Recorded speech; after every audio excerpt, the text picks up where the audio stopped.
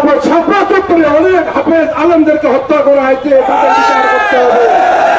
বিচার করতে হবে 24 জুলাই বিপ্লবে যারা শহীদ হয়েছে এবং যারা আহত হয়েছে তাদের বিচার করতে হবে। এই দেশে আমাদের আল্লামা দেলোয়ার হোসেন সাঈদী সহ জামাতের যত প্রধান সারির নেতাদেরকে মিথ্যা মামলা দিয়ে হত্যা করা হয়েছে, এই সমস্ত বিচার না হওয়া পর্যন্ত সামনে কোন নির্বাচন হবে না ইনশাআল্লাহ। কেউ যদি আওয়ামী লীগের মতো নির্বাচন করতে চায় আপনারা পরিবারে নিয়ে পরিবারের কাছে মাপ চাই আসবে ইনশাআল্লাহ। যদি কোথাও ফেসিবাস উৎপন্ন হয় সেখানেই আমরা প্রতিবাদ করবো ইনশাআল্লাহ। অন্যায় জুলুম যেখানে সেখানে আমাদের জামাত ইসলামের প্রতিবাদ থাকবে ইনশাআল্লাহ।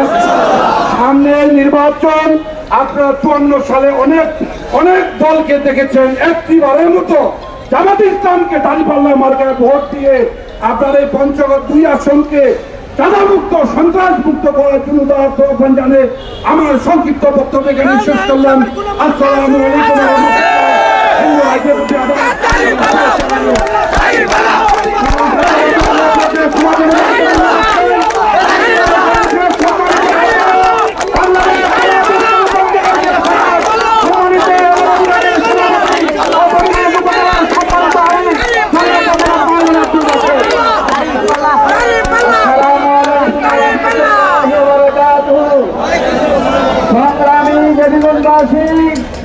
আমরা মহান আল্লাহ তাআলা দরবারে শুকরিয়া আদায় করি যে মহান আল্লাহ তাআলা আমাদেরকে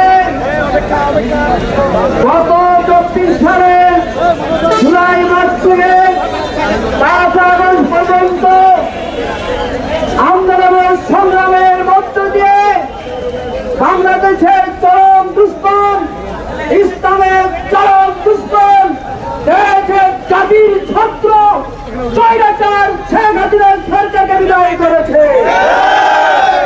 আল্লাহ তাআলা শুকরিয়া দিন আলহামদুলিল্লাহ। মানবতার বিশ্ববিদ্যালয় আমাদের বিশ্ববিদ্যালয় শহীদ তাদের রুহের মাগফিরাত কামনা করছি। আল্লাহ তাআলা তাদেরকে জান্নাত নসিব করুন। আর যারা আমরা তাদের সুস্থতা কামনা করছি। সংগ্রামী ছাত্র ভাইয়েরা, আগামীতে আমাদের এই জুলাই বিপ্লব বুকে ধারণ করে মুক্ত বাংলাদেশ করতে হবে। আর কোন ছয়রাচার যেন নতুন করে মাথা চাপতে না পারে সেদিকে খেয়াল রেখে আগামীর বাংলাদেশ পরের বাংলাদেশ করার জন্য আমাদের সকলকে আজ থেকে আবার নতুন করে শপথ দিতে হবে। রাজি আছি? আল্লাহ আমাদের সকলকে কবুল করুন। আর একবার তকবীর দিয়ে আমার শেষ করতে আসসালামু আলাইকুম ওয়া রাহমাতুল্লাহ।